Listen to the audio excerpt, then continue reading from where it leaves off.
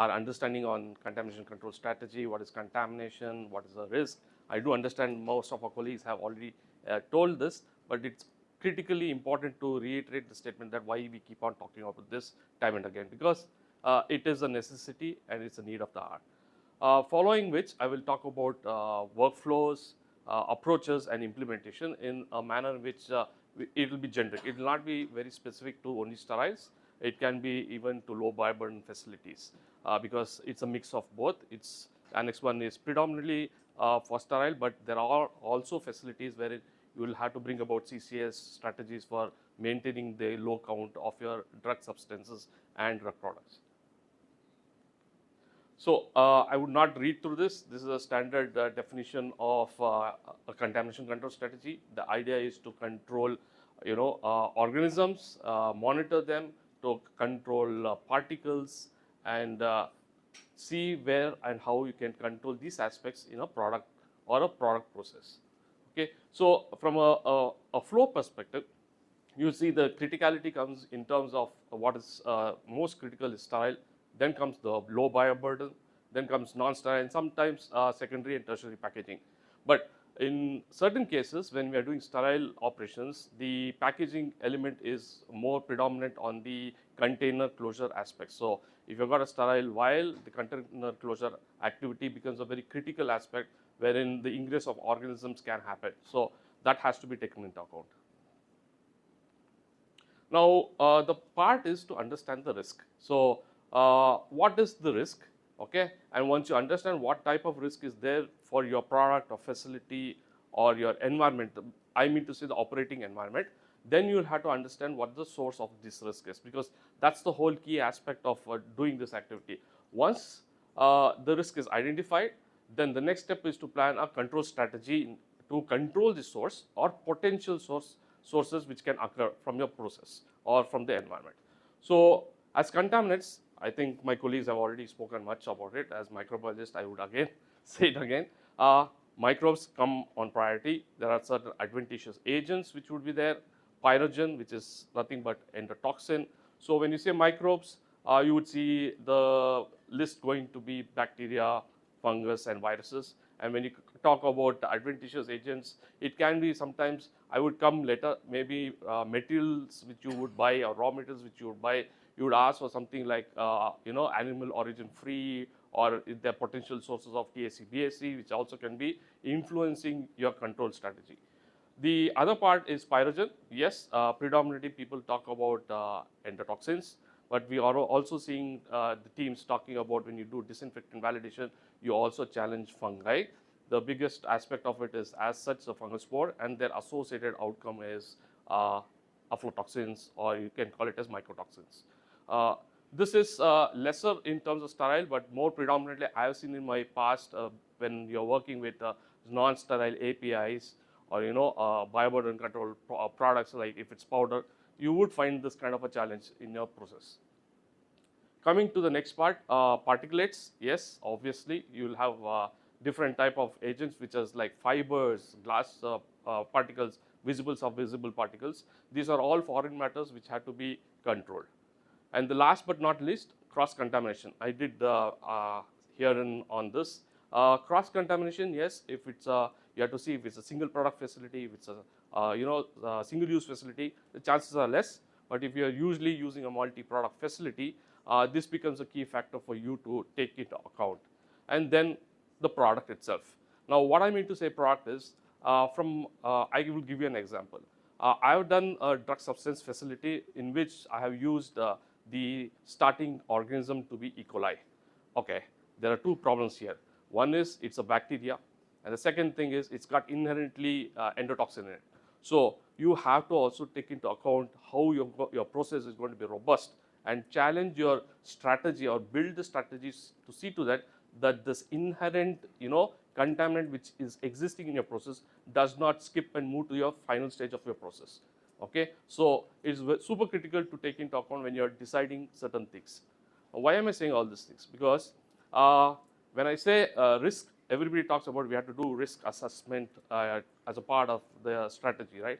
But the first part and the most critical part is to understand your process and have technical knowledge also. So you have to understand what you're trying to do, what you're trying to produce, and how you're trying to produce. Okay, because that is the key stake on this, because that becomes the foundation for developing a CCS program. Okay, because you can have mitigation plans later on, but if you don't know what you're trying to review and try to control, you will have the wrong mitigation plans or insufficient mitigation plans going forward. Okay, so the framework is very critical here.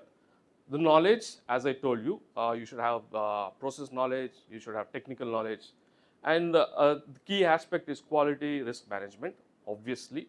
The second part is quality culture.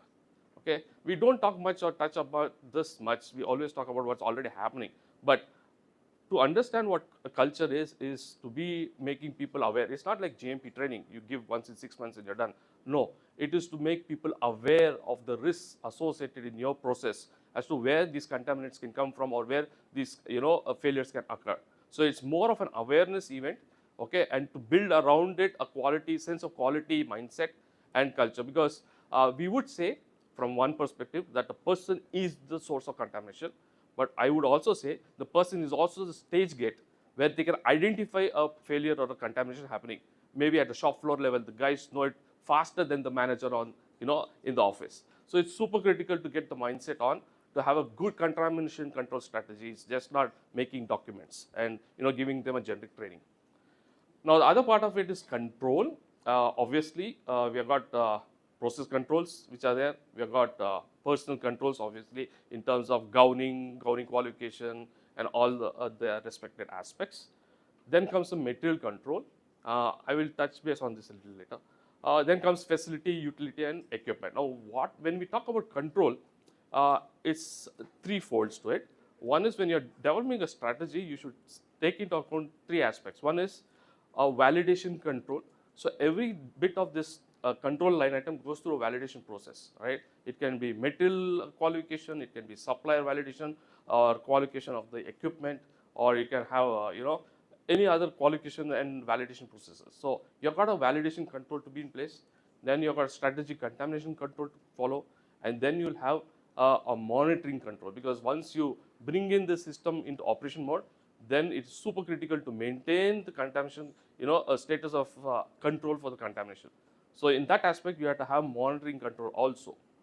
Now, the key point in monitoring is you say, okay, I'm monitoring things. I've got a system where in water system, I'm making trends. I've got microbial counts coming in, right? So these are all control aspects. But you should also understand when you're building a CCS strategy, you should also have an indicator prior to a failure. Okay, so what I would say is, would you wait for OS to happen for water? Obviously, that's going to be the reactive way is to do an investigation. So this is going to be more of what do you say, a, a corrective measure, but our reactive measure, I would say. But a predictive measure is to keep on evaluating the OT's occurrence if there's a trending going out.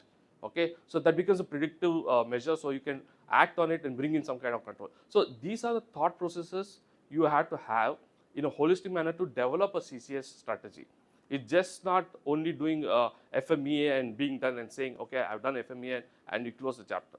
Okay, so it is a lot of workaround and lot of input going into developing a CCS strategy, and then identifying what are the risks and then controlling the risks throughout the life cycle. It's just not for today, you make it and you keep it in the cupboard. So very clear. And the other part is the continuous monitoring. That's what I'm saying. So if you have to have oversight, okay, you should have continuous monitoring. And subsequently, yes, we had a lot of session on what cleaning and disinfection means and what's the importance of it and how it helps in managing the contamination control aspect. Hope I'm not fast. Now, ways to approach this CCS idea. We have got three levels in which you can manage this, because it depends on where you are in your program. So basically, you've got greenfield projects which are going on. Very good. You're allowed to understand everything. You're allowed to innovate and be ready with certain things, which it is giving you a lot of flexibility and time in putting in structures and controls when you're doing this. So basically, you can identify personal flows, waste flows, material flow, all that. And then you can have, you can have a lot of knowledge input which you have got in developing the designs. So predominantly in greenfield, it is going to be quality by design. You're building the quality into the design of the facility or your process. So that's where it is. Next one is brownfield. Yes, it's a mix of both. There are advantages and disadvantages. Advantage, I would say it would be more advantages. If I'm expanding a facility, I would go about saying that, okay, fine, let me expand the facility, but also I will use the current contamination control measures which I've got my understanding on the existing site, the data which I'm getting from the existing site, to use it to the expanding new facility. Do I do some kind of innovation, or do I bring in new controls? Is the existing control in play, or can I improve on it? So that's where the brownfield comes into existence. It is a part of continuous improvement. Very critical core objective of any pharma is to have continuous improvement. This becomes a part of it. The last part is legacy. Most of the facilities are already up and running, existing facilities, right? So you cannot start from up there. It's like how Kaizen works in different places, because, for example, Kaizen works very well from the principle of Japan, where the space is less. So you would say how to make it efficient with less space. But Kaizen principle doesn't start the same way in US, because space is not a constraint. So you can have, the principle can be there, but the start point can be different. It's the same idea here. If you've got legacy facilities, understand what's happening in your facility, what are your controls, how well they're working, how you can use the data to make it better, not necessarily jump to changing things, right? That's the last thing you would do. But to understand and bring about stepwise changes, and the idea and mentality is super critical here to be continual improvement. That's very critical. So keep on. If there's a stage in which you say, I can't go any more with controls, then you'll have to put a plan in place to modify or bring in new technologies at that stage. So that's where we are. So as an implementation method, so if you have to implement CCS strategy in your facility, basically understand one thing. These are the basic aspects. Whether it's a drug substance or drug product, whether it's sterile, non-sterile in terms of low bioburden, whether it's a single product or multi-product. So because these are all elements to completing this. Single use versus a standard stainless steel facility. So the risk is low when you've got single use compared to repeated use, wherein cleaning cycles become challenging for your process, and you have cleaning validation and so on and so forth. Open versus closed, very critical. So if your operation is there, you should understand where the open part is and where the closed part is. Basically, the openness is okay if it's towards the beginning of the process, but if it's the open operation happens towards the last stage, it becomes super critical and you have to put more control. Then comes the two parts, which is supplier qualification and material qualification. Idea is, why don't you bring in procedures and controls as a part of CCS to avoid materials or contaminants coming first into the facility and then controlling it? You can use the system of qualification of suppliers and materials and bringing control in the vendor side, so that you have lesser risk on your side. Okay, so there are ways in which you can barricade when the material or the ingress can happen and where the ingress can happen into your program. So based on all of this, is the last part you would do is go about doing the risk assessment, using a tool as per the Q9, whether it's FMEA or FBD or whatever. Some cases you can use more than one tool also based on what your approach is. So if you're doing initial, you can do FMEA. If you're going to do a monitoring data evaluation, you can do even HACCP. So there are different ways. It's also very clear also, as an example, I would say you can use to read PDI TR 90, okay, which says and states how you can go about doing it. So I would like to close the statement saying that if you are planning to do CCS strategy and building a strategy, no matter what your facility is, the key aspect is quality risk management. So understand the risk, understand all the data, understand where you are, and then start developing it. Then CCS becomes a part of continuous improvement program. So it's not a one-time affair, it's a lifelong affair. You have to keep challenging it and seeing if it's robust enough and make certain changes as time progresses. And last but not least, evaluate the risk and control measure time and again. That's what I'm saying. So holistically, if you see, don't do it only for the clean room, only for a QC lab or anything like that. It has to be a centralized approach, a centralized governance structure to monitor and maintain this and build confidence into your program. So PQS, training, awareness, the mindset, what I say is super critical, because no matter what you write, somebody can screw it up, because we are humans, we do errors. And the best practices have to be in play, and you keep developing on it. So overall, I would say holistic approach is the way to go in developing CCS strategy, and using QR risk assessment and risk-based approach in terms of utilizing different tools would be the last bit of it. Thank you very much.